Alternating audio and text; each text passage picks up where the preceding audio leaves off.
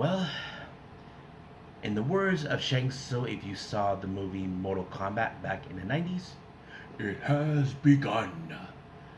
That's right.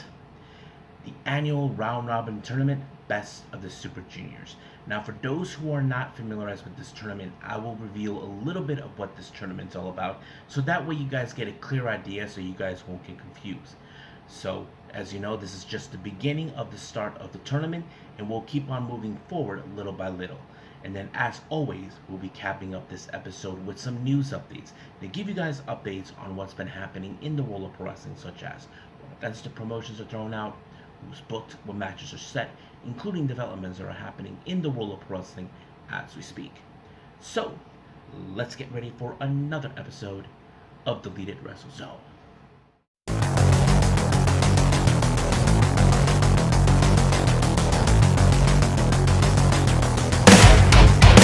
Are you ready? Get up, get up! Get up, get up! Get up, get up! Get up, get up! Get up, get up!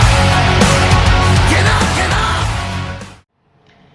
Hey everyone, welcome to Deleted Wrestle Zone, all things that is pro wrestling with AEW, NXT, New Japan Pro Wrestling, TNA, the National Wrestling Alliance, various promotions, wrestlers, matches, and championships. I am your host, J-Rod here. So, if you are new to the channel, welcome. This is a channel where we do a lot of pro wrestling reviews from various promotions, not only here in the United States, but also in Japan, Mexico, Canada, Europe, the UK. Anywhere in the world, pro wrestling is not as big, but it continues to grow. We also, of course, do discussion videos, talk about various topics such as the wrestlers themselves, the promotions, factions, storylines, whatever we want to talk about. We also, of course, do more news updates. If certain information was unable to be on this episode, we can either put it on the next one or on a separate video by itself. We also, of course, do real-time news updates to keep you guys on alert if something has happened in the world of wrestling that needs to be addressed ASAP. We also, of course, got Unagi Sayaka Watch and various other cool wrestling content as well. So if you like what you see, please subscribe to us or click on that subscribe button. You'll be getting a lot of daily reviews and other cool wrestling content as well. But if you like this episode, please give us a like on the like button or a nice comment in the description down below. Now, enough with the yapping. It's time, of course, to pedal to the metal. So, let's begin with our only review for today, and that is, of course, New Japan Pro Wrestling Best of the Super Juniors.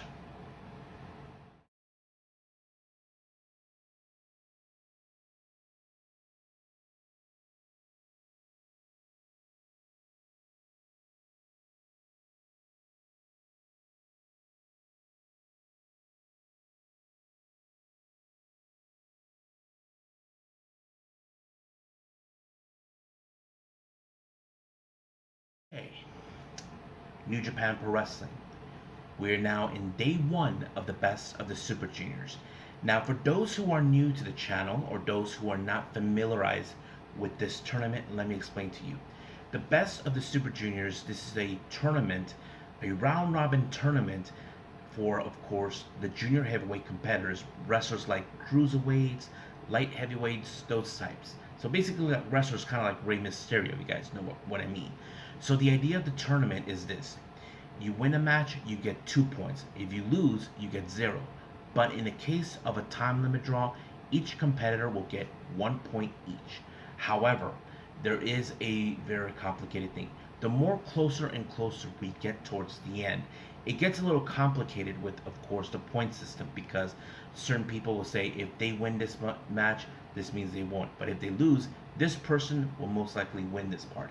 So that kind of sets it up, so the point system. So we're going to stay closer and to pay attention once these points are being added and mostly calculated, because the calculations are very, very pain in the butt. Now, as many of you may ask, what about the competitors? Simple. Not only we have wrestlers coming from, of course, New Japan, because this is New Japan's promotion, we got wrestlers coming overseas as well, such as, of course, Titan from CMLL, We have, of course, guys from AEW as well, and we're gonna go through all of it. However, there are some matches that will be linked as preview matches because they will be facing them in the tournament as well. So let's begin, of course, with the event. This took place just recently at the Yohas Arena in Chiba. So this is only day one. So let's begin with the first match, a non-tournament match, but this has a preview to it. Our We do have, of course, in this match, we have Katsuya Morishima teaming up with Ninja Mac, taking on Bullet Club, Robbie X, and Taiji Shimori. Now, of course, many of you may ask yourselves, Ninja Mac, Robbie X, and Taiji Shimori are involved in the tournament, but I don't know who's facing who because Ninja Mac could face either Shimori or Robbie X. But yes, but the match was okay. But I kind of figured that this match was going to fall in favor with the Bullet Club due to the fact of Morishima, who has the least experience in the ring. So basically, he was the target of opportunity, and it was Taiji Shimori who picked up the win with the crossface, and just like that, uh, Morishima had no choice but to tap out. Next up, we have Shomakota, Tiger Mask, and Maho from DDT taking on 6 or 9, Ryusuke Taguchi and Master Wato, along with, of course, they team up with Kevin Knight. Now, of course, there's some implications for those who do know. Certain wrestlers will be participating in the tournament, so it's no obvious on this one. But anything could happen in this match. But of course, the X factor in this match has to be Shomakota. For those who do know, much like Morishima, he's a young lion. Most likely, he's the one who's going to end up losing this match, which it did because it was Master Wato with the Tsukentaku German suplex hold that allowed him to pick up the win. And just like that, 1, 2, 3, he wins. Now, our last match involving the non-tournament one, we do have TMDK, Harley Jackson and Robbie Eagles taking on Toru Yano and Yo. Now, most likely, I would say that maybe Robbie Eagles and Yo will be facing off each other the next time, so that's mostly coming. But of course, it's no secret that Robbie Eagles has to look at Yo, who is carrying his belt. As you know, recently, Robbie Eagles, along with Kosa Fujita, lost the IWGP Junior Heavyweight Tag Team belt to, of course, Master Wato and Yo. So basically, you can think how things were going to go. But however, it was Yano who picked up the win with, oh, my monitor went out onto Hartley Jackson, and just like that, 1, 2, 3, over. Ref didn't see it. I don't see it. I don't think Chris Carlson saw it, so you know what I mean. So that's how things end. Okay, now our next 5 matches are involved the best of the Super Juniors. We have the A block and B block. Now, they're kind of mixed up. In the past, they normally keep in the starts, like they'll put both blocks together, or one block will be one in the open. So basically, there's that. So we're gonna start with B block action. Our first match features Sho from the House of Losers taking on Nick Wayne, who makes his New Japan Pro Wrestling debut and his first time appearing in the best of the Super Juniors. However, I knew Sho was up to no good. As you probably can guess, Sho, as you know, will do whatever it takes to cut corners. He often claims himself to be the best, but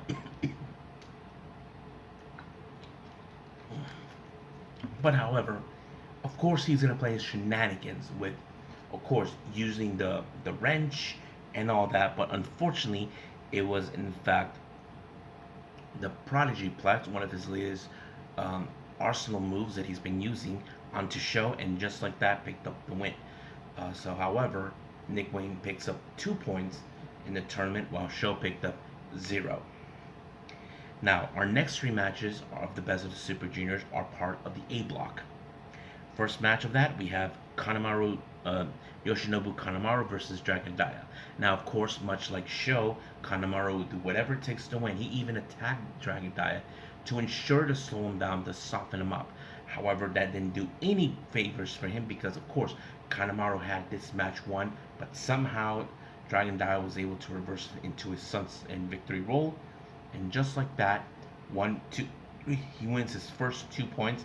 Kanemaru remains in 0. So, in case anybody noticed, Sho and Kanemaru, since they're members of the House of Losers, They got 0 points. Now, our next match, we have Francisco Akira taking on Kosei Fujita, which is interesting. So, I wasn't too sure what this is going to mean. I mean, the United Empire are determined to get back on track after, of course, the departure of Jeff Cobb and, of course, all this and that. So, anything could happen. I wasn't too sure where this is going to go, but it was Kosei Fujita who picked up the win when he applied a pinfall, and just like that, 1, 2, 3, done. Next up, we have Kushida versus Hiromu Takahashi. So it's a very interesting match. I mean, Hiromu, as you know, been one of the best competitors ever in the junior heavyweight division in New Japan, and possibly all of the junior heavyweight competitors in the world, and that's pretty much where he is. But however, he was able to pick up his first 2 points when he applied a somewhat version of the Texas Cloverleaf, and just like that, Kushida picked up tapped out, and Hero picked up the win with his next 2 points. Now, our main event. Excuse me. We have, of course, the B block of the Best of the Super Juniors, Titan versus El Desperado. I have to say, it was a fantastic match because Titan, in my opinion, he's one of those wrestlers that should have been winning the IWGP Junior Heavyweight title. I mean, he's an amazing wrestler. But Desperado, he's one of the best. I mean, he's not the kind of guy who flaunts that he's the best. He knows he's the best, and he is not willing to turn back against anybody who would challenge him. And that's one of the things that I like about Desperado. But he was able to pick up the win when he applied his submission move, Dos, and just like that, what's his name? Titan had no choice but to tap. So we'll see how things will grow. So Desperado picked up his first 2 points. So basically, everybody who is involved in this match, and for the tournament, all 5 of them, the winners get 2 points each. So we'll see how things will progress on day 2. I do know that day 2 will be already available. I don't know when. I'm not sure when I'll be seeing it, but we'll stay tuned to that. For right now, let's move on with our last and final thing, news updates.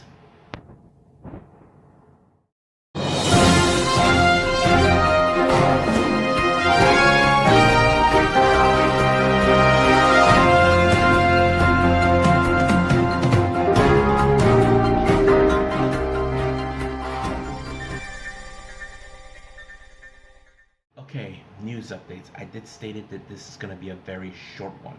So, as for upcoming events, we only have one, but 2 things were announced. As you know, later on the 18th of May, Wrestling Revolver will have their upcoming event, Let Us Cook. However, 2 things have been announced. An ECW original will be making his appearance. That is Gore. That's right, Rhino makes his return. And then, of course, there is a championship match involved in this event in Wrestling Revolver. The Remix Championship will be defended. Crash Jackson faces off against Jay Chris. This is going to be a little bit interesting to watch. Now, on to some developments. We have 2 things to report on this. As you all know, Bea Priestly recently, of course, was released almost 90 plus days ago from WWE. However, she recently made her appearance in New Japan. But she went on. Fightful Select reports that she didn't realize how unhappy she was in WWE until she was released. Now, I know if I have any WWE loyalists out there, you probably think, J-Rod, that's a load of crap coming from the people that say like that. I'm just reporting what Fightful selects.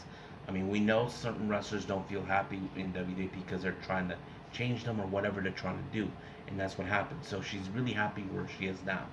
There is the possibility she could return to Stardom or whatever, but we'll see. Now, as you probably know, next month AEW will be having the Arena Mexico and Grand Slam Mexico.